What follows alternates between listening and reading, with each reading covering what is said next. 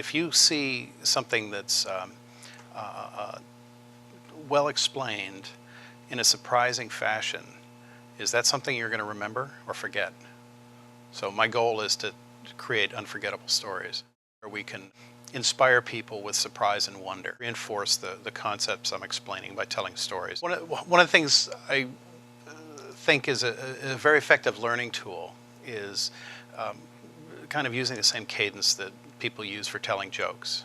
Basically, you're surprising people with some unique information. I like to introduce subjects in terms as simple as possible because often we as teachers forget that we've been in our business for a long time, and we don't necessarily know the skills and understanding that our students are coming to us with.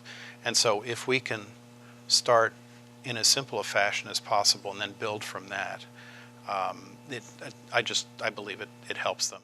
You can do experiments on models without having to build the real thing. In engineering, we use models a lot, and actually an equation is a model. But we use models a lot to try to represent something else. And what's neat about that is that you can do experiments on models as long as the model represents what you hope it represents. The spine is really a complex mechanism, and what I'd like to do is to tell you some stories about it.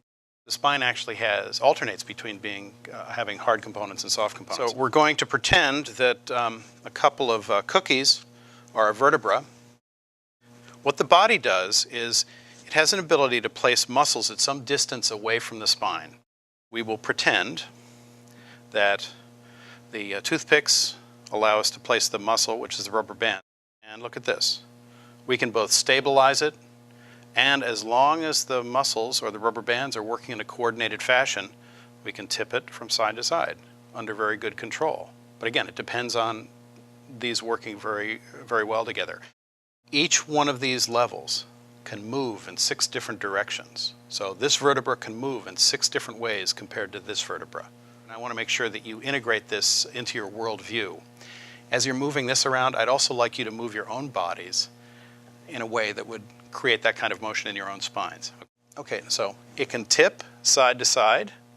Okay, so what would you have to do to make it tip side to side? Okay, good. Okay, and it can also tip front to back. Okay, yes, teacher. Okay, good. And it can also twist. Many students don't have enough experience in an area to begin to know what questions to ask. And it's been so long for many of us since we've been in that position, if we were ever in that position. Because I mean, many students that we have coming in are just trying to explore the area we're in. So they may have no background in it. I started using these kinds of props to explain engineering concepts in simple terms.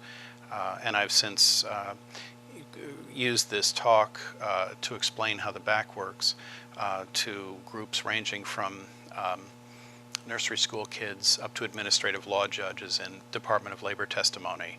I think it affects the ability to synthesize because they're seeing an example of strange pairings of concepts, and why not give them the permission to do that, to pair divergent concepts to come up with new ideas.